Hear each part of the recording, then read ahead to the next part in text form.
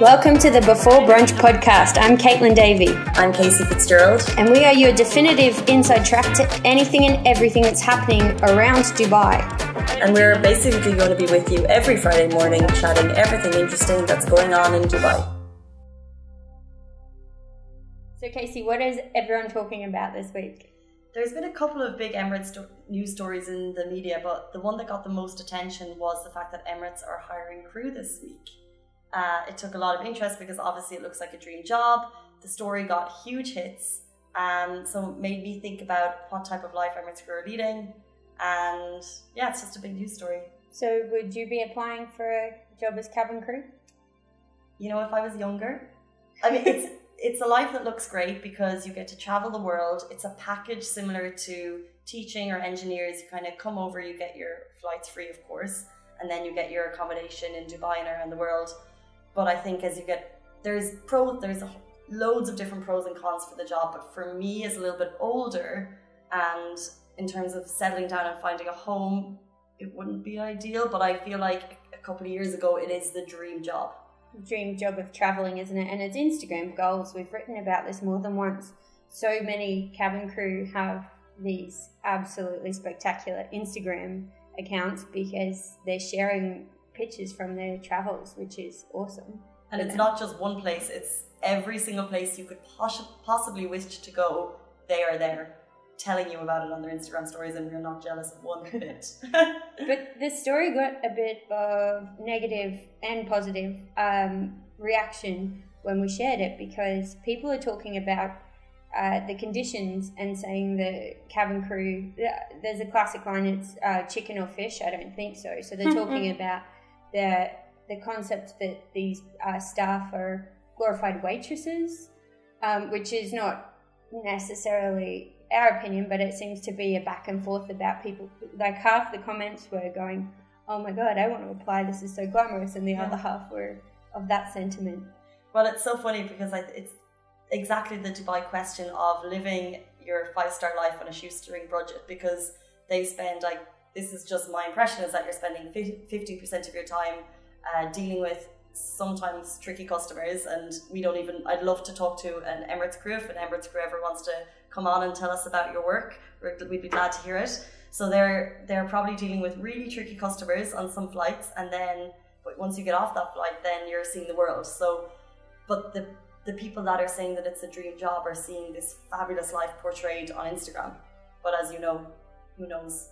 Who knows what's filtered out? Yeah, exactly. Well, one of my very good friends is cabin crew for Qantas in Australia, and he's got 2 bachelor's degrees, and he then, once he graduated, decided he wanted to be cabin crew, and he's honestly the happiest I've ever seen him. He loves his job passionately. He really enjoys it. He actually prefers working economy class over business. He says business class is too needy. Really? So he prefers working in the economy. And he loves the travel, and he loves the people, and the perks are pretty good. So he's really happy with it. The perks are definitely good. Like I said, you get to travel the world, but then even when you talk about moving, so many of us living in Dubai aren't from here. So cabin crew, most of them aren't local from Dubai. They're brought from, I know there's a lot of Irish cabin crew working for Emirates, and then they move from Ireland to here, and then they're also traveling, let's say 80% of the time, I made that stick up, they're traveling outside to other places. So do they have a home? And I guess you're partying, you're having a great time, but actually it could be a little bit difficult, and you don't see that side on social media so much. So sometimes that would make me think about the job as well. The lack of routine would kill me. The regulations on your BMI would be a struggle, I imagine, combined with the lack of sleep, because you're traveling so much. When do you have time to go to gym? You're tired because you're doing strange hours and you're doing them in transit, so you're jet lagged. And added to that, there's so many variables that you'd have to control. I think it's very personality based on whether you thrive or loathe it. Absolutely, and don't forget you need to look fabulous for every second of your job. And luckily we don't. we can go in looking pretty casual every day, but they obviously must get lessons in like makeup and hair, because they look flawless. They do, actually. I did one of the deportment classes. So Etihad does it and Emirates do it. What? Yes. So they have an intensive training course when they start with all the safety procedures and everything they need to know about evacuating the plane if there's an emergency, first aid response. Fair enough. And deportment and presentation. So they have coaching on how to do the hair because they can't have any loose hairs in case it gets caught on something. So all hair has to be fixed down. Emirates red lipstick is that it has to be that specific shade. They get taught skincare because skincare then helps with presentation. So it's all very comprehensive. And did you say you did one of the courses? I did the Etihad one, yes. And what do you mean? Is that something that anyone could go and sign up for? No, I did it as a journalist. Wow. And just to write about just the kind of level of training these people get. And I can imagine it's just like everything is to a T, to a button, because when you see them and when you see them interacting with people, like, you know, I see a crying baby and I would rather just turn around and walk away, but they have that lovely Emirates smile on their face all the time. And their lipstick is never smudged. It's never smudged and it's never on their teeth. I wonder if it's a certain brand, like they must have. I think they can choose the brand. And just go for a certain shade? Yeah, so they have to stay within that red spectrum, but I know different girls have used, and I might get emails that I'm incorrect here, but I know different girls have used the Sephora lip stain. Shout out, that is an excellent lip stain. It stays on forever. Okay. Whereas others have used MAC or all the different kind of brands. I really would love to speak to someone who kind of does the traveling and does the partying and then gets on those planes, because, you know, I'd say they have a pretty interesting insight into the Emirates crew life. Yeah, it'd be good to hear. So if you are Emirates crew and listening, please drop us a line. But people always talk about the package because that's one of the biggest things. I mean, you get your accommodation, and it's something similar to I had when I was teaching. But I don't know, does their salary reflect what they're doing? Does it make it worth everything? Is it something you're going to do for your whole life? Does your salary get bigger? So the salaries were reported for recruitment. Now this is the recruitment, so I guess this is entry level. Yeah. But they get a base salary of about 4,500 dirhams, and then they get an hourly wage for every hour they're away from home. So for every hour they stay in a hotel, they're getting paid an hourly wage. And then they get accommodation provided. It's Emirates accommodation though, so there's some stipulations there. No men after a certain hour. And no sleepovers. No sleepovers. Including friends. And then they get meal allowances when they're away. And so it doesn't seem like a huge package, but when all the extras are added on the flights home per year plus the discounts, I think for flights are about 90%.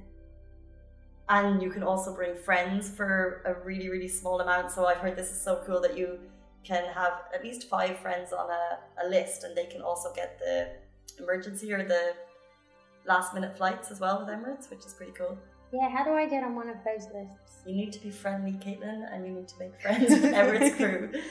So, Emirates crew, I will give you Sephora lip stain if you give me discounted flights. Since when are you giving out Sephora lip stains? I'll buy it and give it to them. Okay, we need to just barter up. But I've heard that, so that's the Emirates starting crew is 4,000. One time we did a post about the salary for pilots, and it's just like on another level. I think it goes up to like 75,000 a month. But that could be like the highest level, so years of training. I guess any job can go up that high if you're living in the UAE and you're an expert and the right Top person. of your game. Top of your game. To be fair, these people do also go through a huge amount of training. It's like a doctor, right? You wouldn't complain that a doctor's being paid well because that person has your life in their hands.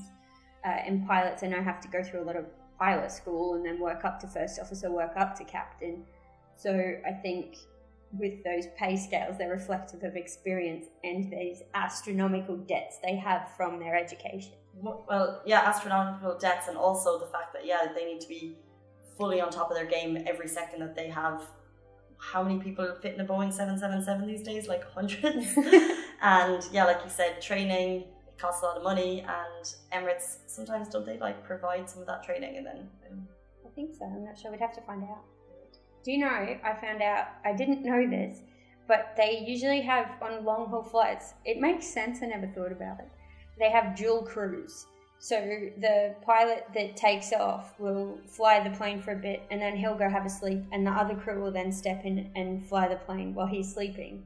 and so they can switch it out. It makes sense because obviously if you're going on these like 14 8-hour flights, I want to see where they're sleeping because you know these days when Emirates like release a new cabin or something new first class, it's shouted about in the media and we show it and everyone looks at it because it's always amazing. But I want to see where the captain sleeps.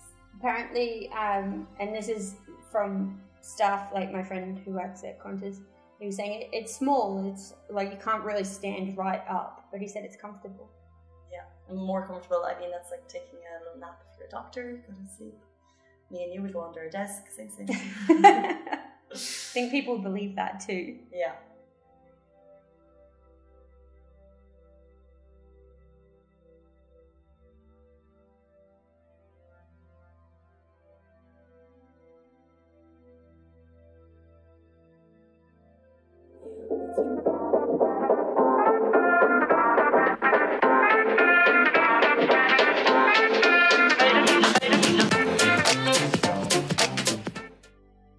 And just on the topic of their salaries, like there's loads of different benefits. So you can also get a face card.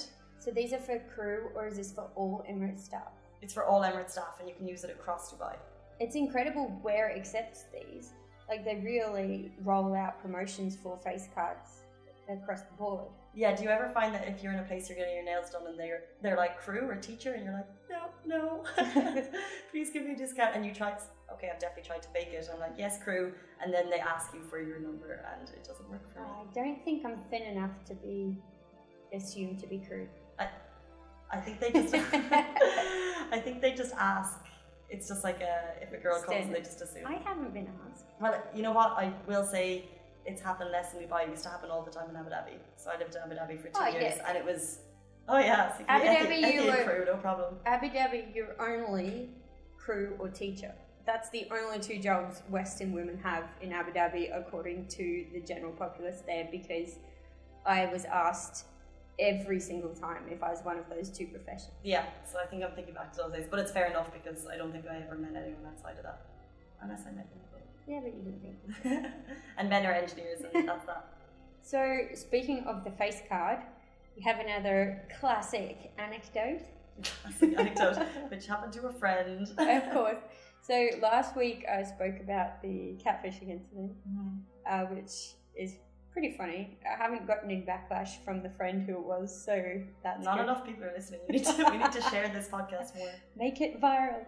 So this one got relayed to me by a male friend. He was telling this story, and it was with a cabin crew, not a reflection on the entire cabin crew population, just this one isolated incident. It's interesting that you're choosing to tell the story now. Well, she was cabin crew and she had a face card.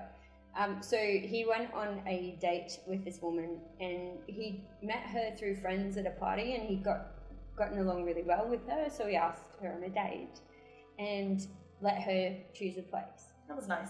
Yeah. She chose a rather expensive steakhouse, and so he was going, oh, that's a bit, anyway, it's fine, like it'll be fun and I'll keep the costs low, won't get starters. And when I say expensive, I mean like super expensive, like a quarter of your monthly salary expensive. Wow. Yeah. So, ballsy of this girl, right? Yeah. I feel like I want to do this. I think, like, good on her. You should try all the restaurants you want to do when you go on dates, hey? You rarely get the chance to do that, though. Guys don't. I rather when someone makes an effort and says, let's try this place. And if it's somewhere a little bit out of the box, it's cute. But yeah, let the guy just choose, take you somewhere. Usually kind of back and forth, and it's location-based choices. That's true. Yeah. I sound really lazy, but it's nice when an effort is made. I don't know. No one ever asks me. I think it's nice when the entertainer is used. Love saving money. I only go to places that I can get a discount. But we're talking, realistically, if you're organising a date with someone, you're right, it's location based. You're not going to be, okay, so we live here, let's meet in the middle. Is this on it? You don't do the entertainer dance before the date, though, do you? That would be mid-date. Yeah, that's, this is on the entertainer. But you knew right well before you chose it. So Caitlin has the entertainer in her head. If I'm paying, it's somewhere on the entertainer. I don't have the entertainer, so I wouldn't be chasing it. if I had it, it would be a different story. What about the Zomato Gold? Yeah, that is really good, but I also haven't, because you need to. So this is the Zomato Gold is cool because it gives you one meal for the price of one. It's just like the Entertainer, but you need to sign up, and it's been like inundated with people. So it's buy one get one free, right, on either a meal or a drink. But the beauty of this membership is you don't have a limit on how many times you can go to the same restaurant. Oh. You can avail it once a day for 30 days. So once you find your date spot, you're going to bring different guys back all the time. Somewhere you know beneath you. Where do you live again? Marina? That's good there. Pier 7 is the default first date location, I think. Yeah, it's a nice one, but too cliche now. It's a nice spot. But not on a ladies' night. It's just too busy, and there's too many drunk people, and you have to queue for the lifts. Exactly. So if I was with my friends Savages. and I saw that queue for the lift, I'd be up the stairs, heels off. But you can't do that on a date because you have to. Well, you can, but you wouldn't want to. Yeah, this is first date. Have we done the first date? Yeah. Okay. We left your Emirates story. Right. So speaking of first date, so she chose a place. So they get to the restaurant, and she's not as friendly as she was at the party.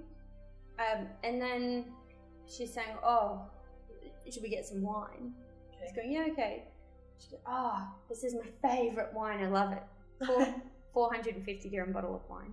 He's trying not to seem cheap because he, is keen. Yeah. And so he's acting fine with it. People who, sorry to interrupt, but like people who say, "Oh, it's my favourite bottle of wine and it's 450 dirham," need to just do one, because unless I'd love to know her background. Has she been like wine tasting since the year, or maybe she just likes the name that she's tasted a lot? If you're going to do that, I feel like you need to do it all the way and just be like, "I only drink champagne." That's my tagline now. I don't drink water, I only drink champagne. I love how we differ on these things. Anyway. So she chose the wine, so I wish we could have a cash register tallying up all the money she's spending. So she's 450. Then she gets starters. He's going, "Oh, I don't really want a starter." "Oh, we'll get starters." Really? Yeah. So they get starters. That's another 200 dirhams. Then he's kind of looking for something that's not too expensive, because they have the steaks and they have the massive steaks, and they have the imported from Australia kind of top of the line steaks, and then they have the different things that aren't steaks that are a bit cheaper. So he's looking at, I think, a burger. He's going, "Oh, okay, that's like 150. That's a bit more reasonable than steaks." She orders the most expensive steak on the menu, which was like 275 dirhams. Oh my god, this girl. So they haven't had a conversation that he's paying or anything. But she orders that, and he's going, "Well, if I'm going to pay for this, she's not getting the 275, and I'm copping a burger." So he's not Australian. Sorry, that sounded really Aussie. So then he got a steak as well. Right, so we're adding up. It's like 275, and starters 450. First date. Yeah. She's barely speaking during the date. Like, she's looking at her phone and she's texting, barely making eye contact. And he's sitting there going, "What is happening?" So it's finished the steak. I don't know about whether they got dessert. And then he asks for the bill. Now there's a lot of conversations. This isn't new conversation to be had, but it's the bill dance. Mm-hmm. Do you do the bill dance? Do you insist on paying? Do you kind of pretend you're going to pay even though you're not? Like, she didn't do anything. She just sat there on her phone and let him pick it up. Then he's kind of going, "Oh, face card?" Like, because I think they said, "Oh, we accept face card," or he said, "Oh, I think they accept face card." How did she mention she had face card, or how did it come up? I think it was, I'm not sure actually, because it was all relayed to me secondhand information. Okay. But it was something like, "Oh, they do accept the face card," so that was added to the conversation. She didn't get it out. She didn't offer to do the face card. So he's stuck with a 1,200 dirham dinner bill, and she's not paid. She's not said thank you. She's not even engaged with him in the date. She's been distinctly uncharming. And then as they're walking out, she's like, "Anyway, see you later." And they just never spoke again. what's so funny about that bill dance is it's whether you're going to go splits or not, it is up to the girl to push it and to like put her hand in her purse and like do the honorable thing, because most guys, I think most people are going to split it, or guys will take the bill, or but they want that bill dance though. Of course they Even do. all you have to do is go, oh, and twist to look to your handbag. They go, don't worry about it. I got this one. And then I try and buy drinks later or something. Yeah, there's always it's a give and take, Yeah, but apparently there's this breed of female that doesn't do the bill dance, doesn't reach for it, doesn't even bother to do that. How does she go home thinking about herself that night? Because like it sounds like it costs a lot of money. How does she even because that can't be normal for her to go for these meals all the time. Maybe it is though. Maybe this is a whole scheme where she gets to go to high-end restaurants for free because she goes on one date with guys that she's not really bothered about, and then just gets all these free dinners. But how do you make that happen? Like why would she want to go on a date with someone she's not interested in? For the free meal. It'd be a very expensive free meal. Yeah, but if you're going on that free meal, that means realistically you're going to a nice restaurant, so you're going to have to put on a full face of makeup, you have to get dressed up, and what is the point of doing that if you're just going to go and sit without like someone who you're not gelling with? She's cabin crew, so she probably already had the makeup on anyway. She's like, getting off this flight.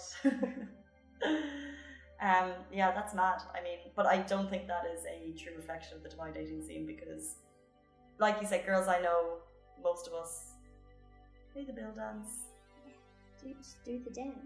He could have been distinctly boring. He could have been painful that night. I don't know. But he is my friend, and I think he would have been civil enough that you could have looked up from your phone to talk to him, right? It's so rude to be on your phone during a date. Yeah. Like, that's especially because it's a first date, so you're meant to be trying to get to know each other.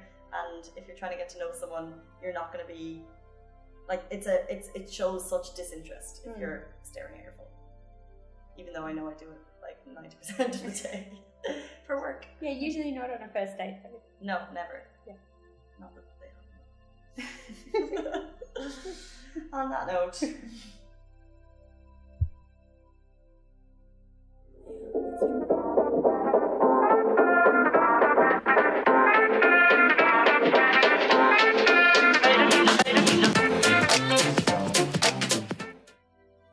So something that caught my eye recently in the media was an Instagram post by Anas Bukash, and he's a local guy, and he along with his brother, two very attractive men.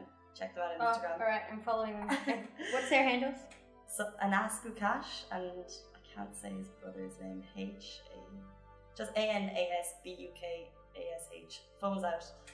And apart from being attractive, they look after celebrities when they come to town, so from influence. Oh, they are attractive, so just to vouch for Casey. But there's other reasons to follow them, because he does some really cool videos every couple of days, and he answers live questions, and they're kind of interesting. But what they do for work is they look after Caitlin's looking at pictures. They look after celebrities, so I'm not sure, like mid-level to high-range celebrities, and when they come to town, or if they're in town, and one of his recent videos was basically saying that a lot of influencers in this region are fake. So you can get different software to look at, and this is all Instagram, and to look at number of followers and whether they have an active level of followership, if the likes are real, level of engagement. And it's basically, he said that the number of fake influencers in this region is like no other, and the fact that they're making money from that is crazy.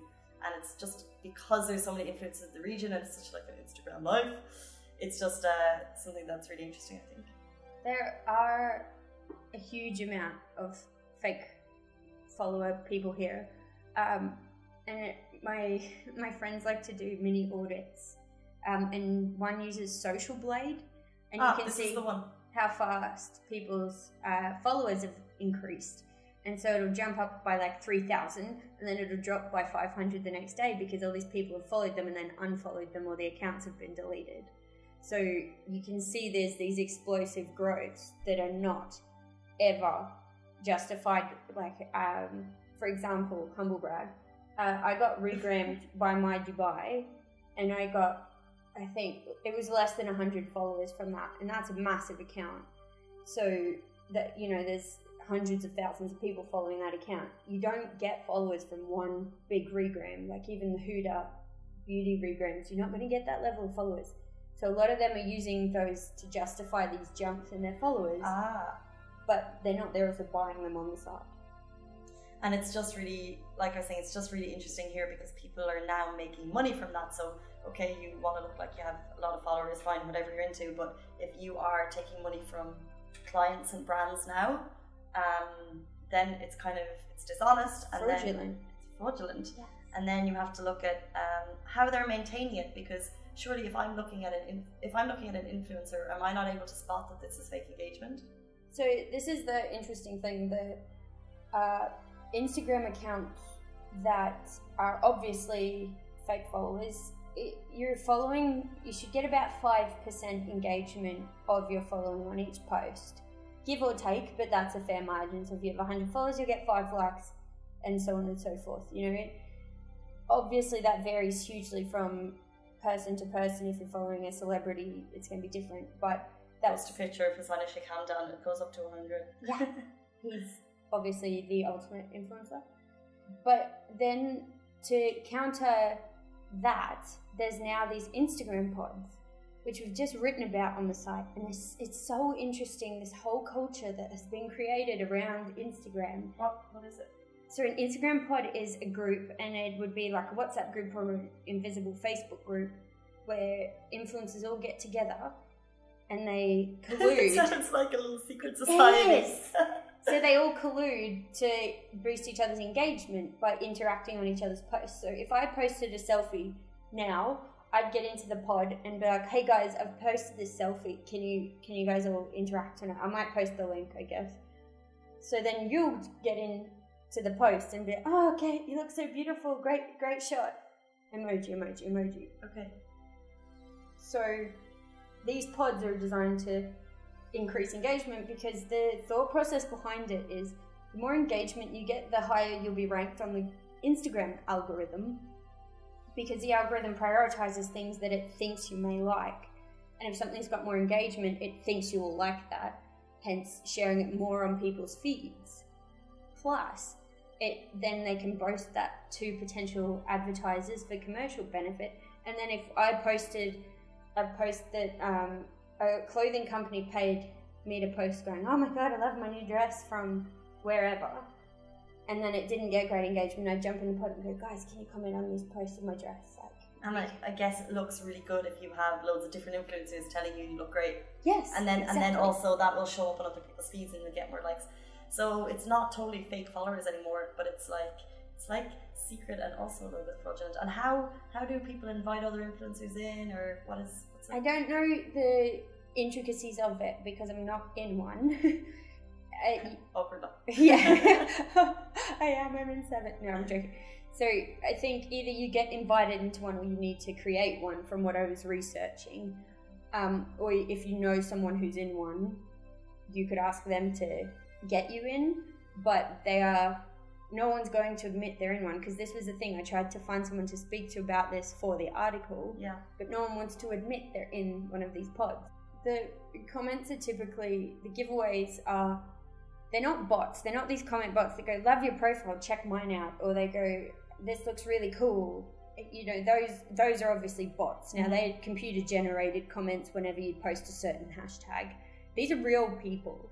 So they are. Go back to the bots. It's whenever you post a certain hashtag, you get a computer generated. So if I was a fitness influencer, and I wanted to grow my profile, I would put a bot comment for every fitness in Dubai hashtag. I'd be like, this is amazing. So every time someone posts with the hashtag fitness in Dubai, my comment, this is amazing, would appear on that post. So then they'd see the comment, click on my profile, hopefully follow me. Because I know I've obviously seen bot comments, I just didn't know the story behind it. Yeah, interesting.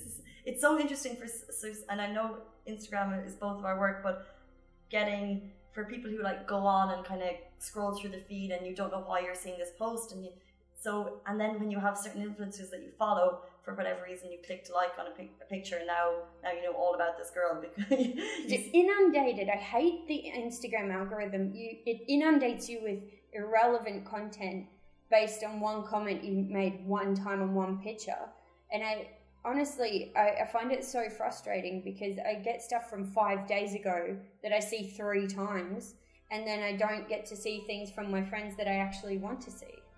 It's so weird that now that I'm on the more I'm on Instagram, I'm actually going right. I'm going back in stories rather than down. So I'm more moved on to the stories. Maybe I should do that. It just seems like a natural progression, because stories, you know, it's like live and it's a little bit more natural, while I've noticed now that when you go vertically, you're getting sponsored stuff and you're getting stuff that you want to see less, like really you said, composed. Yeah, like exactly like you said, that the algorithm has changed. It's not as natural as it used to be. You don't see half of your friends' stuff. Like, I don't even know if my friends are posting on Instagram anymore, but they are doing stories. And with stories, I think it's, if you like watch a full person story, then it will show up again and again. And if I follow someone but I swipe through their story quickly, it feels like then I'm not going to see downvoting it. So it's kind of like the ones that you actually engage with. So that's why Shake Hamdans are always top of my feed. Yeah, they're always top of mine as well. It's for work though. So these pods are not doing anything wrong per se. They're not breaking any rules. If anything, they're playing the Instagram game. Yeah. But I do think there's an element of it that might not be totally ethical. What I really don't like is that you follow these people and they're like, this is me on a Saturday drinking coffee, this is me at the beach, and this is my normal life, and look how nice and happy everything is. And it's so fake, and it just hurts me how contrived these people's lives are. And I just don't like it at all. And then the fact that they're making money off a fake lifestyle, I'm like, how are you faking your whole, everything about you is so not real. Well, Instagram got voted as the least conducive to mental health, least conducive social platform to mental health. So they're actually discussing implementing a wellness team to combat the effects, the negative effects and implications of Instagram on people.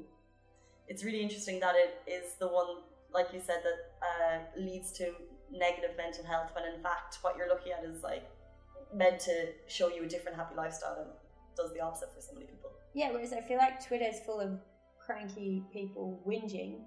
I am one of those. I'm a very enthusiastic Twitter user, but I feel like the voice you have on Facebook, mine is, my family's on Facebook, so my Facebook's a little more censored. My Twitter's where I go to rant and rage, and my Instagram's where I go when I'm feeling good. Well, that's nice, as long as, but they say that people go to Instagram if they're not feeling good, post a picture, and then they will get like likes, and that will give you a false sense of happiness. Yeah, how bleak is that? But I am getting a newfound love for Twitter, because people are kind of just saying with it. It's like Reddit. It's a little more open than Reddit, and people just kind of have a bit of banter. And like, Reddit is sometimes can be like a dark hole. Reddit scares me. It's scary, and people are just, I don't know, but Twitter is kind of that happy balance between everything, and there's no like fake lifestyle, there's no annoying ads. It's kind of just, yeah.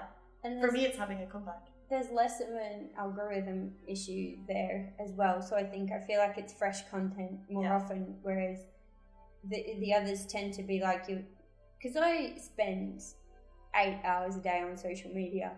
That's bleak, but that's my job. So I'm on my Facebook feed, my Instagram feed, my Twitter feed, like every hour of every day. And when I open my Facebook or my Instagram, it's always the same post at the top. It doesn't change. Yeah. So then it's boring, whereas Twitter's always moving and it's fast paced, and it's great how people jump in and jump out of conversations, and they'll loop you in and say, what do you think? And I love it. Yeah, it will be interesting as the Facebook algorithm has changed. I'm sure you've all noticed that you see more comments from friends and from groups you've joined rather than brands and news. But it will just be interesting to see what platforms people go to, whether it's I think Instagram is definitely having its moment, but whether people will stay there or people will switch back to Twitter, or people go to Vero, which is a new platform that people are talking about a lot. Time will tell. We'll see. We'll see. I think there's a place for all of them in our hearts. Well, no, because didn't Kylie Jenner recently be like, I don't use Snapchat anymore, and shares plummeted and they lost like billions of dollars.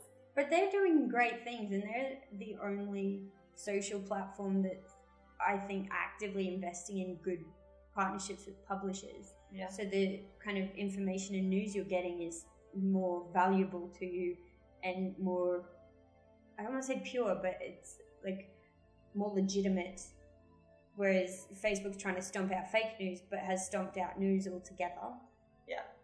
Twitter, it kind of gets lost in the conversation sometimes, and Instagram doesn't do news. So I feel like Snapchat's still got a place. And then you have your friend stories that are people, actually, I know my friends, they put different stories on Instagram of like the most perfect picture you'll ever see, and then you'll see them out on a Friday night with their Snapchat account open, and it's just so funny that you get that balance. The raw stuff. Yeah, but like you said, they'll all just find a place. I don't know if any app will come and take all, unless a popular news app that aggregates all the news, because actually I don't know where people go for news anymore. How do you read your news, people? Google News. But even that's a bit, it doesn't have fresh content. No. I think direct to websites, you need to just hit the BBC and hit lovindubai.com. Yeah, At least compared us to BBC. Damn straight. Yeah. But we're more Didn't fun. even flinch.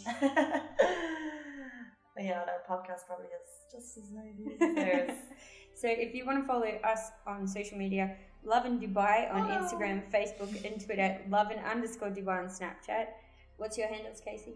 At CaseyFits4 on Twitter, at CFitsFits on Instagram. What about Snapchat to see you with the selfies of the nightclubs? I'm more of a Snapchat on one side of the phone rather than the other. Yeah, I don't know always a my good Snapchat. thing. Lovin Dubai. Always use the external camera. Selfies are not our friends. Well, speak for yourself. And Kate of Oz is mine, C-A-I-T, Kate of Oz. Kate of Australia. But we're a new podcast. We're learning as we grow. Please comment. Please let us know what you think. We'll take positive, negative. We want to hear it all. We take sassy feedback really well. Well, Kate will sass you back. I'm Sass Queen. Okay. On that happy note, have a lovely Friday morning, afternoon, or brunch. And we will be back next week with more of the same. Enjoy your weekends. Don't do anything we would not do.